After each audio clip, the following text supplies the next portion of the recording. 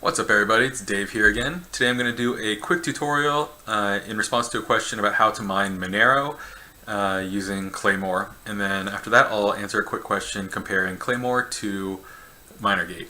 Alright, so let's get started. I'm on the nanopool.org website and I'm just going to go down to Monero here and click Quick Start.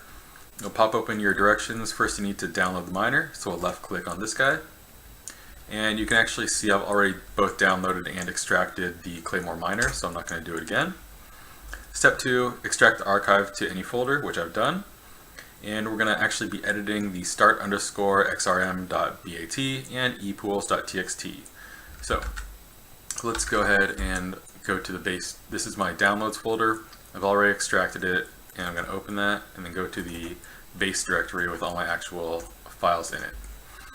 So when we are editing the start_xmr, I'm going to right click and go to edit, and this is what we get here. So actually, the first thing that we need to edit according to the Nanopool instructions are going to be my Monero address. In order to get a Monero wallet, I'm going to show you in this other tab, getmonero.org. This is the official Monero webpage. To get a wallet address, we go to downloads. And nearing the bottom of the page, we see mobile and light wallets. So we're going to click on My Monero, and then it takes you over to mymonero.com. Down here, create an account. Click on that. And that's it. That's all it takes to create an account. Monero, because it's based around security, privacy, they don't ask for any kind of information about you.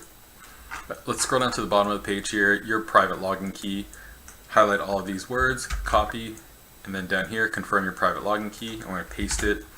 You need to keep a hold of this because if you need to restore your account or anything, you'll have to have this private key. So once you pasted it in there, click on I've written down my private login key, log me in. Okay, so it's going to take you to the account overview. This is now my Monero wallet address. It can show you your balance here and any transaction history. Let's go ahead and double click the address. I'm going to copy it, Control C, and let's go back over to our start_xmr. So as we look over this a little bit, we can actually see the that we're part of the EU1 pool right now. So we're going to want to change that, but first we'll deal with this address part. Highlight your XMR address and paste. So sometimes when you copy it, it'll put an extra space in there. Just make sure you take that out. Your payment ID, this is not actually super important, but on Nanopool you can bring up your current status by having something in here. So let's just do mythical mining demo. We'll name our worker demo for you, and we put in our email address, so if the mining rig goes down, it'll tell us. Alright, so let's revisit this first part when I was talking about the pool is incorrect for my location. Alright, so to change that, let's go back to the Claymore folder itself, and we're looking for, like what Nanopool's instructions said, we're going to be editing epools. So that's the file we're looking for. Open that guy up, and you can see the different pools that you can mine out of. We are using US West 1, so what I'm going to do is starting at stratum, highlight all the way to the ending of the port number 14433, copy that, and then let's go back to our start XMR. I'm going to highlight the same area, stratum, all the way over to the end of the port number, and paste to replace it with US West. And now that that's all done, let's just hit X and save. So in here, I actually don't know if it references any of this during the mining, but it hasn't seemed to for me, so I'm not going to worry about saving any changes there. But once all that's set up, go to start_xmr and just double click to launch.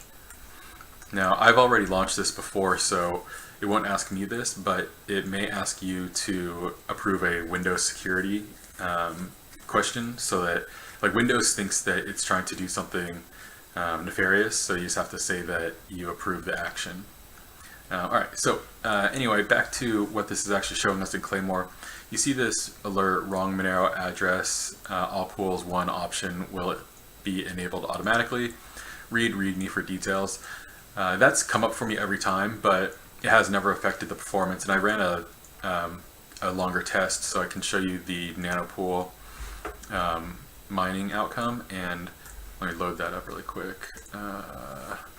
Actually, I don't know. Click on Monero. And let's go to the address I was mining into earlier.